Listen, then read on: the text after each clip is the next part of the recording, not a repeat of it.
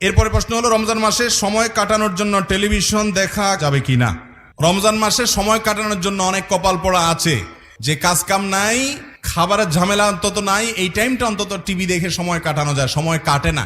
আমাদের হাতে এত সময় যে এটা কাটানোর জন্য আমাদের লুডো খেলা লাগে, ক্যারাম খেলা লাগে এবং টিভি দেখা লাগে। আর সাহাবীদের কাছে সময় এত কম ছিল, তারা এসে নবীজির কাছে বলতেন, ইয়া রাসূলুল্লাহ, ইসলামের এত কাজ, এগুলো করে আমরা কুলাই না, আপনি একটু সংক্ষেপ করে দেন, সময় পাচ্ছি না। তারা সময় পাইতেন না সাহাবীরা, আর আমাদের এত সময় যে কাটানোর জন্য এগুলো করা লাগে। মনে রাখবেন, রোজার উদ্দেশ্য মানুষকে মুত্তাকি বানানো। যে ব্যক্তি রমজান রোজা রেখে টেলিভিশনে হারাম জিনিস দেখে, মোবাইলে হারাম জিনিস দেখে, এবং এই যে লুডো দাবা যেগুলো খেলা হাদিসের আলোকে নিষিদ্ধ, এই সমস্ত খেলাধুলার মধ্যে যে ব্যক্তি সময় অপচয় করে, ওই ব্যক্তির রোজা উপবাস থাকা ছাড়া কিছুই নয়। আপনার হাতে যদি সময় থাকে, আপনি কোরআন তেলাওয়াত করেন, আপনি একটা ইসলামিক বই পড়েন, আপনি একটা নলেজ অর্জন করেন, স্কিল ডেভেলপমেন্টের জন্য কোনো উদ্যোগ নেন, আপনি অন্য মানুষ উপকার করেন, বইয়ের ইফতারি বানানোতে হেল্প করেন, মায়ের কাজে সহযোগিতা করেন। কাজের অভাব নেই। যারা অকর্মা, নিষ্কর্মা, যারা অলস, যারা সমাজ এবং পরিবারের বোঝা, সে মানুষগুলা বলে সময় কাটানোর জন্য আমরা কিছু। সময় আপনি কাটান কোত্থেকে? সময় তো আপনার পাওয়ারই কথা না।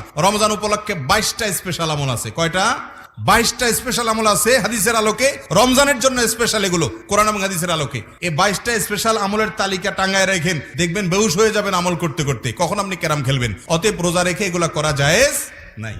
আমাদের আসুন্নাহ ফাউন্ডেশন থেকে আমরা একটা রমাদান প্ল্যানার বের করেছি। গত বছরও আলহামদুলিল্লাহ মাত্র 4 দিনে প্রায় 30,000 কপি, 26,000 কপি মানুষ টাকা দিয়ে নিয়েছে, আরো সব মিলিয়ে প্রায় 30,000 কপি আমরা মানুষকে দিয়েছি। এই বছর রমজান প্ল্যানার আমরা অনেক আগে প্রিন্ট করে ফেলেছি। রমজান প্ল্যানার উদ্দেশ্য হলো যে প্রতিদিন আপনি কি কি কাজ করবেন, কিছু প্রস্তাবনা দেওয়া আছে। এগুলো হাদিস বানানো কোনো বাতানো কোনো ফরম্যাট না, জাস্ট আপনাকে উৎসাহ দেওয়ার জন্য যে আজকে কতটুকু তেলাওয়াত করছেন লিখে রাখেন, কয় ওয়াক্ত নামাজ জামাতের সাথে পড়েছেন লিখে রাখেন, সুন্নতগুলো ঠিকমতো পড়েছেন কিনা সেটা ট্রিক দেন। এরপরে দিন শেষে নিজের হিসাব মেলান, আগের দিনের সাথে পরের দিনকে কম্পেয়ার করান। এভাবে হিসাব নিকাশ করলে, প্ল্যান ওয়াইজ আমল করলে আপনার রমাদানটা ভালো কাটবে। ওখানে দেখবেন যে দাবা খেলা আজকে হয়েছে কিনা, আপনি টেলিভিশন আজকে সব প্রোগ্রামগুলো দেখেছেন কিনা, ওইরকম কোনো ঘর নাই। অতএব ওইটা এমনিতেই আপনার জীবন থেকে হারিয়ে যাবে ইনশাআল্লাহ। বিধায় রোজা রেখে এই কাজগুলো করা কি নাই, জায়েজ নাই। অনেক মানুষ আছেন এই কাজগুলো করে। প্রবাসীদের মধ্যে অনেকে আছেন, বিশেষ করে মিডল ইস্টে যারা থাকেন, সারা রাত কাজ করে। যেহেতু মিডল ইস্টে মানুষ রমজান রাত জেগে থাকে, দিনের বেলায় যেহেতু কোনো কাজ কাম থাকে না, কত ঘুমায়? 8টা 9টা 10টা 11টা পর্যন্ত ঘুমাইলে ঘুম শেষ। এরপরে ওনারা সবাই টিভি নিয়ে সামনে বসে।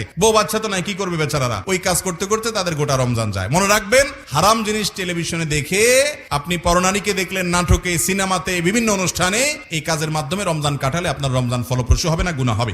এরপরের প্রশ্ন হলো, যারা দেশের বাইরে পড়াশোনা করে কিংবা চাকরি করতে যায়, তারা কিভাবে নিজেদের ঈমান ও আমলের হেফাজত করে চলতে পারে, দ্বীনের উপরে অটল থাকতে পারে, যেহেতু বিধর্মী দেশে বদ্দিন দিয়ে ভরা? এক্ষেত্রে করণীয় কি?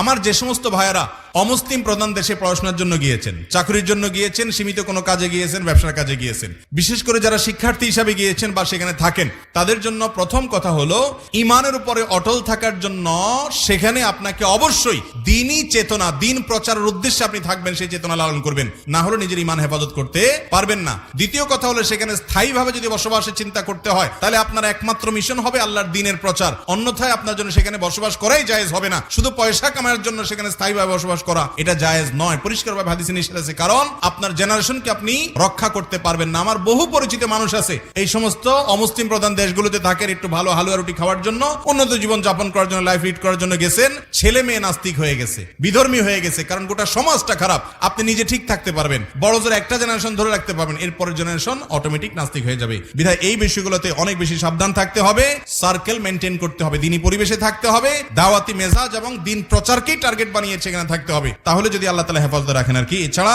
হেফাজতে থাকাটা অনেক বেশি কঠিন এবং জটিল। আল্লাহ তাআলা আমাদেরকে বুঝার তৌফিক দান করুন।